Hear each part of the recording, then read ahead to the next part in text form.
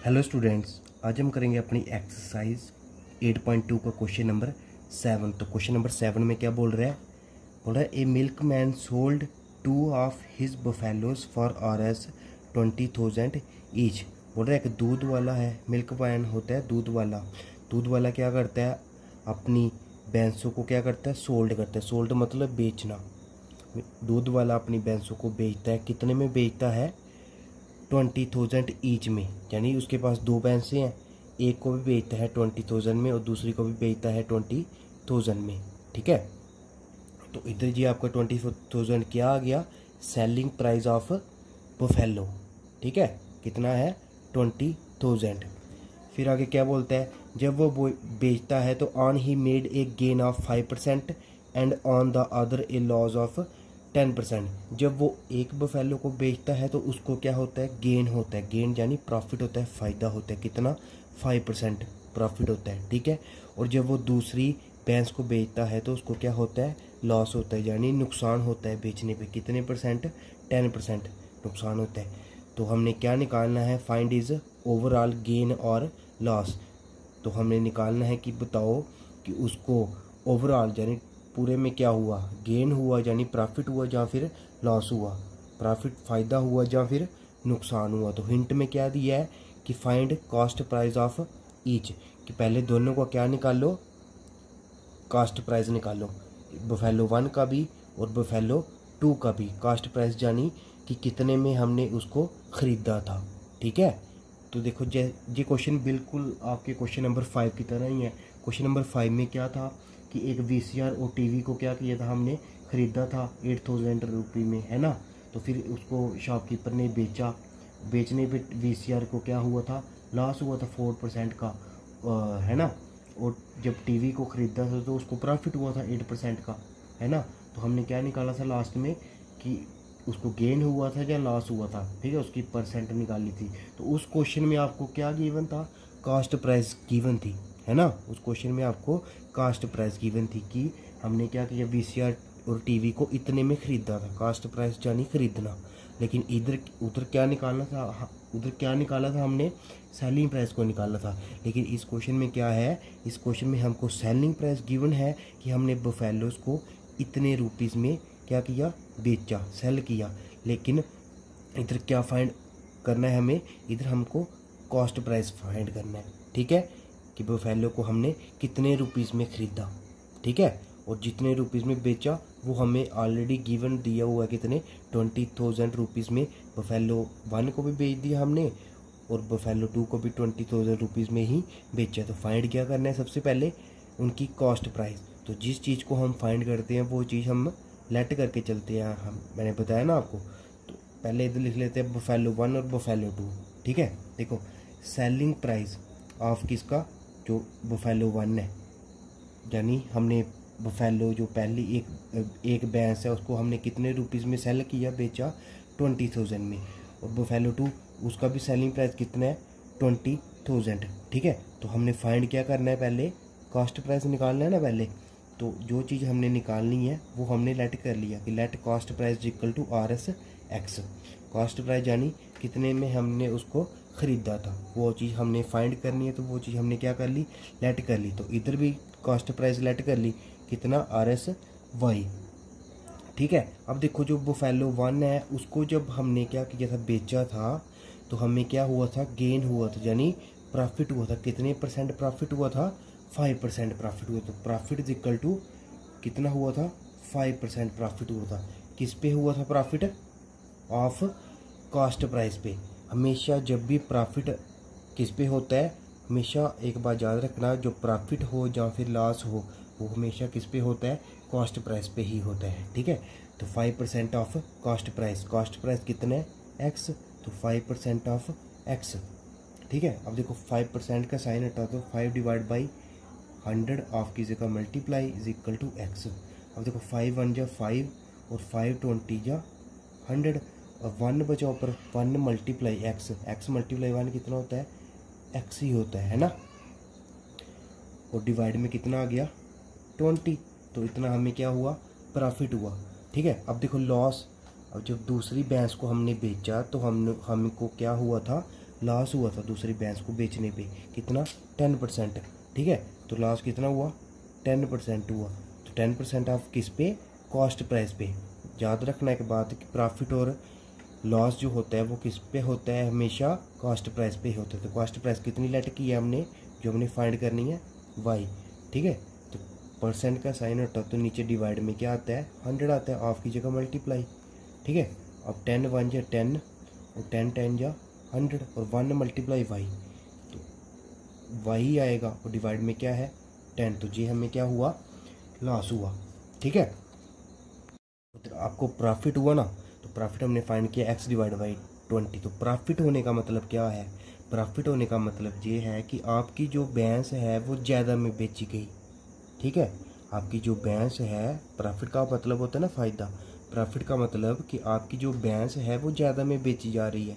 कैसे, मान लो एक एग्जांपल देखो, आपने क्या किया 100 रुपये का कुछ ख़रीदा आपने, ठीक है। 100 रुपये का क्या किया, कुछ ख़रीदा, यानी कॉस्ट प्राइस कितनी है उसकी 100 रुपीज़, ठीक है। जब आपने उसको सेल किया, यानी आपने जब उसको बेचा, तो आपको क्या हुआ 5 रुपये का प्रॉफिट हुआ, ठीक है। 5 रुपये का प्रॉफिट हुआ, तो आपने वो चीज़ कितने में बेची होगी कि आपको 5 रुपये का फ़ायदा हुआ, तो 105 रुपीज़ में बेची होगी ना, ठीक है। तो जब भी प्रॉफिट होता है तो प्रॉफिट होने का मतलब कि जो चीज़ हमने बेची वो ज़्यादा में बेची गई होगी। तो क्या किया था आपने, जैसे 100 रुपीज़ की आपने कोई चीज़ खरीदी, तो उसको बेचने पे आपको 5 रुपीज़ का क्या हुआ प्रॉफिट हुआ, तो वो आपने कितने में बेची 105 में बेची होगी। तो कैसे निकाला, कॉस्ट प्राइस में क्या किया आपने, जितने में वो आपने ख़रीदी थी उसमें क्या किया आपने प्रॉफिट को ऐड किया, और वो किसके बराबर हो गया, सेलिंग प्राइस के बराबर हो गया। तो वैसे इधर लिखना है कि कॉस्ट प्राइस, सीपी का मतलब कॉस्ट प्राइस, ठीक है, प्लस प्रॉफिट जितना फ़ायदा हुआ और वो कितना हुआ is equal to selling price के बराबर हो गया। एसपी यानी सेलिंग प्राइस। मान लो आपने 100 रुपये की चीज़ खरीदी और आपको 5 रुपये का फ़ायदा हुआ, है ना, तो वो कितने में आपने बेची 105 में, है ना। 100 रुपये में आपने चीज़ खरीदी कोई, और उसको जब भी आपने बेचा तो 5 रुपये का फ़ायदा हुआ, तो 100 + 5 इज इक्वल टू 105, ठीक है। तो ये हमारा फार्मूला बन गया, ठीक है। अब देखो कॉस्ट प्राइस हमने क्या किया, कॉस्ट प्राइस हमने लेट किया ना x, तो कॉस्ट प्राइस की जगह x प्लस प्रॉफिट, प्रॉफिट की जगह क्या, प्रॉफिट जो हमने जो वैल्यू ये निकाला, तो ये लिख देना है x divide by 20 is equal to selling price. Selling price ऊपर गिवन है ना हमने क्वेश्चन में 20,000 है, ठीक है। अब देखो जिसके डिवाइड में कुछ नहीं होता उसके डिवाइड में क्या होता है 1, तब इधर क्रॉस मल्टीप्लाई होगी, 20 मल्टीप्लाई एक्स कितना होता है 20x, फिर ये वाला प्लस x मल्टीप्लाई 1x और डिवाइड में 20 मल्टीप्लाई 20 इज इक्वल टू 20 और इज इक्वल टू 20,000, ठीक है। अब देखो 20x और 1x कितना होगा 21x होगा, divide by 20 is equal to 20,000। अब देखो x वाली x इधर ही रहने दो, और जो बाकी कांस्टेंट है उसको उठा कर क्या कर दो, जिसकी वैल्यू हम निकालते हैं वो इधर ही रहने देते हैं ना, एक साइड कर देते हैं और दूसरे को क्या करते हैं इज इक्वल टू के उस तरफ ले जाते हैं। तो जो इधर डिवाइड में होगा जो वो जब इज इक्वल टू के उस तरफ जाएगा तो वो मल्टीप्लाई में हो जाता है, और जो इधर मल्टीप्लाई में होता है वो जब इज इक्वल टू के इस तरफ आता है तो वो डिवाइड में चला जाता है। तो x के साथ क्या है 21 इधर मल्टीप्लाई में है ना, तो वो इधर डिवाइड में आ जाएगा इज इक्वल टू के इस तरफ आके, तो x इधर अकेला रहा, तो ये 20,000 और ये 21 इधर मल्टीप्लाई में जब इज इक्वल टू के इस तरफ आएगा तो वो डिवाइड में हो जाएगा, और जो 20 इधर डिवाइड में है वो इज इक्वल टू के उस तरफ जाएगा तो मल्टीप्लाई में हो जाएगा, ठीक है। तो x इज इक्वल टू 2 जा, देखो 2 जा होता है 4, है ना, और पीछे कितने जीरो हैं वो इधर लिख देने 1 2 3 4 और 5, तो 1 2 3 4 और 5, तो डिवाइड बाई 21। तो हमने क्या करना है इधर ये 4 लाख है, लाख 4 के साथ कितने जीरो है 5 जीरो है ना, तो 4 लाख है, तो 4 लाख को हमने किसके साथ डिवाइड करना है, 21 के साथ डिवाइड करना है। जब 21 के साथ हम इसको डिवाइड कर लेंगे तो x की वैल्यू आ जाएगी। तो x क्या था हमने लेट किया हुआ, x था कॉस्ट प्राइस, यानी कितने में हमने उसको ख़रीदा था। तो जब x की वैल्यू आ गई मतलब कॉस्ट प्राइस हमारी फाइंड होगी। तो इसको डिवाइड करना पड़ेगा। तो चलो डिवाइड करते हैं इसको। चलो इसको डिवाइड करते हैं 21 के साथ।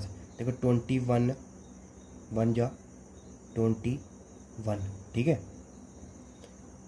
0 में से 1 नहीं निकलता, जैसे कैरी लिया इधर हो गया 10। तो 10 में से 1 9 और 3 में से 2 1। अब 19 डिवाइड नहीं होता तो ऊपर से क्या होगा, एक 0 हम उतारेंगे, ठीक है, नीचे लाएंगे 190 हो जाएगा, ठीक है।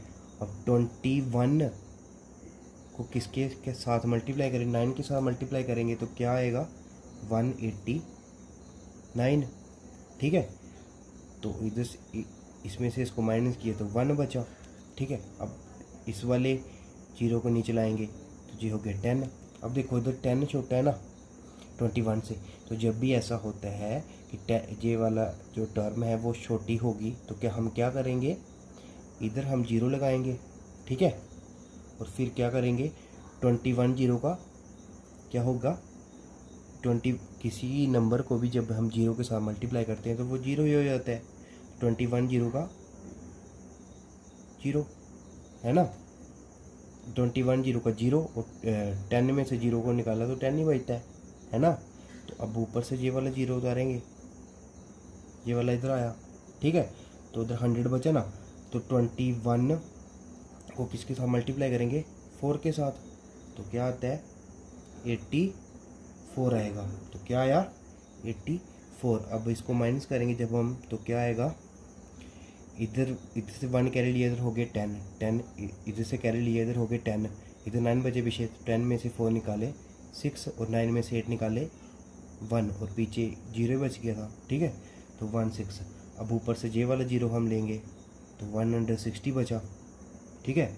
तो अब 21 को सब 7 के साथ मल्टीप्लाई करेंगे तो कितना आता है 147। तो जब हम इसको माइनस करेंगे तो कितना आएगा, 10 में से 7 3, इधर 5 बचे, 5 में से 4 1, 1 में से 1 0, ठीक है। तो अब देखो इधर 13 है, इधर भी 0 कोई और बचा नहीं है, तो अब इसको डिवाइड करना पड़ेगा। ये छोटा है ये बड़ा है, इधर कोई 0 नहीं है ना, तो इधर हम लगाएंगे पॉइंट और इधर क्या लगेगा 0 लगेगा, ठीक है।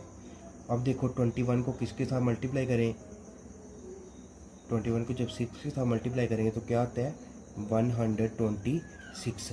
तो 1 इसको माइनस करेंगे तो क्या आएगा 10 में से 6 4, तो 2 में से 2 0, 1 में से 1 0, तो 4 आया। तो अब क्या करेंगे, इधर ऑलरेडी पॉइंट लगा है तो अब हम इधर 0 लगाएंगे, ठीक है। तो 21 को किसके साथ मल्टीप्लाई करें, 2 के साथ करेंगे तो 42 हो जाएगा, तो 1 के साथ करेंगे है ना, तो कितना आया 21। तो इधर क्या बचा 90। तो इस क्वेश्चन को हम इतने तक की रखेंगे क्योंकि पॉइंट के बाद 2 डिजिट हमें मिल गए हैं। तो कितनी हमारी x की वैल्यू आ गई 19,047.61 रुपीज़ है ये, ठीक है। इतने रुपीज़ क्या आए हमारी कॉस्ट प्राइस आ गई। x की वैल्यू हमारी कितनी आई थी 19,047.61। तो ये x क्या था हमारा कॉस्ट प्राइस, यानी कितने में हमने उसको भैंस को ख़रीदा था, तो 19,047.61 रुपीज़ में ख़रीदा था। तो अब हम बफेलो 2 का देखते हैं पहले, ठीक है। अब बफेलो 2 को देखो लॉस हुआ था ना, तो लॉस की वैल्यू हमने निकाली y डिवाइड बाई 10। देखो बफेलो यानी लॉस हुआ, देखो प्रॉफिट हुआ था, उसका मतलब क्या था कि हमने ज़्यादा में वो चीज़ बेची। तो लॉस का मतलब क्या हुआ, वो हमने वो कम में चीज़ बेची होगी, है ना। तो जैसे इधर CP प्लस प्रॉफिट था तो इक्वल टू सेलिंग प्राइस था, तो इधर क्या होगा CP minus loss is equal to selling price. ये फार्मूला हो जाएगा इधर कि जितने में हमने वो चीज़ खरीदी उसमें से जो माइनस किया वो किसके बराबर होगा, सेलिंग प्राइस के बराबर।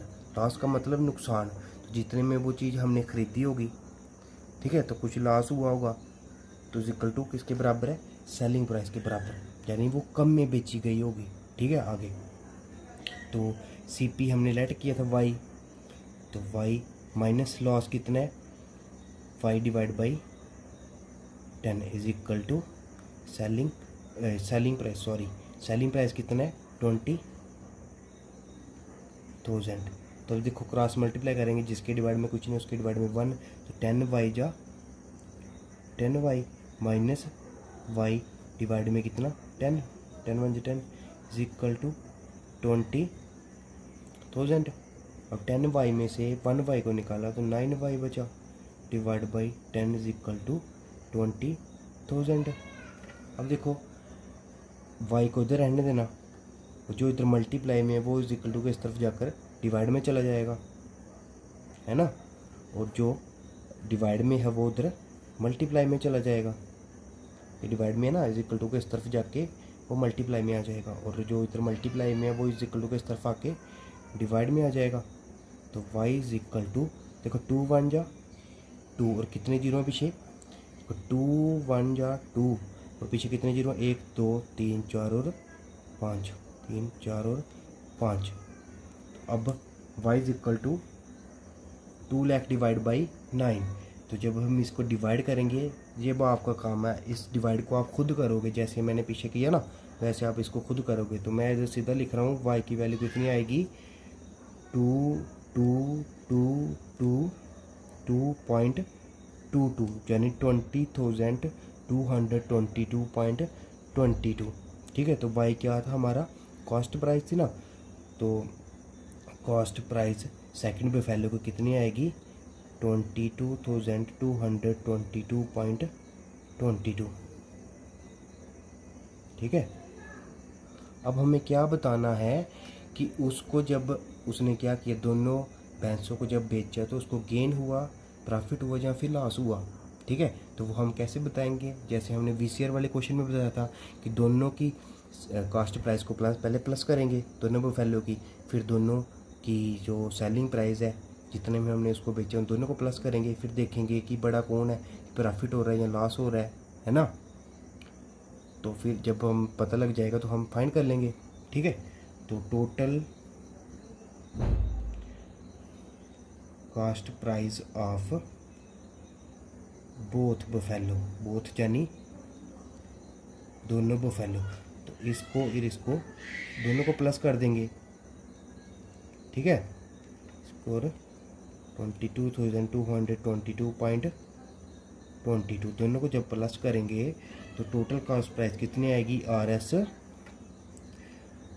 41,269 इधर जगह नहीं है थोड़ी तो मैं इधर लिख रहा हूँ। ठीक है, RS 41,269.83 पैसे, इतनी दोनों को क्या आ गई टोटल कॉस्ट प्राइस आ गई।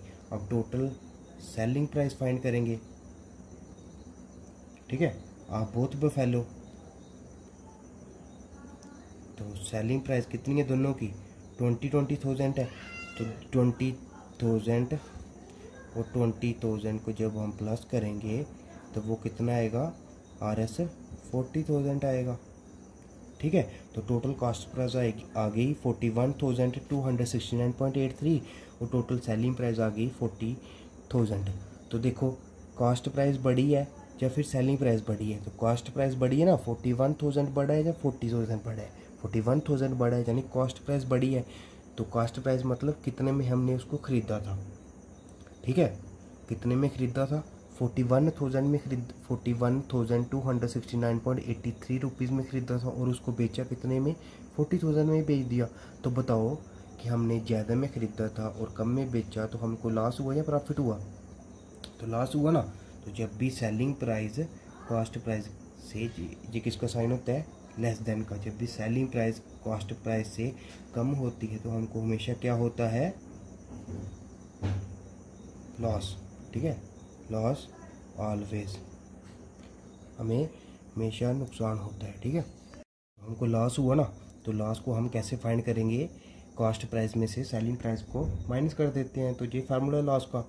ठीक है, लॉस निकालने का, तो कॉस्ट प्राइस कितना था टोटल कॉस्ट प्राइस दोनों का 41,269.83 में से माइनस करेंगे टोटल सेलिंग प्राइस को 40,000। तो जब हम 41,269.83 में से किसको माइनस करेंगे 40,000 को। ठीक है, माइनस करेंगे तो 3 में से 0 3, 8 में से 0 8 ही, 9 में से 0 9 ही, 6 में से 0 6 ही, 2 में से 0 2 ही, है ना। तो 1 में से 0 1 ही, तो 4 में से 0 4 में से 4 0 ही, तो कितना आया 1269.83 रुपीज़। तो हमको क्या हुआ, लॉस हुआ जब हमने क्या किया, उन दोनों भैंसों को बेचा था। ठीक है, तो कितना लॉस हुआ 1269.83। ठीक है।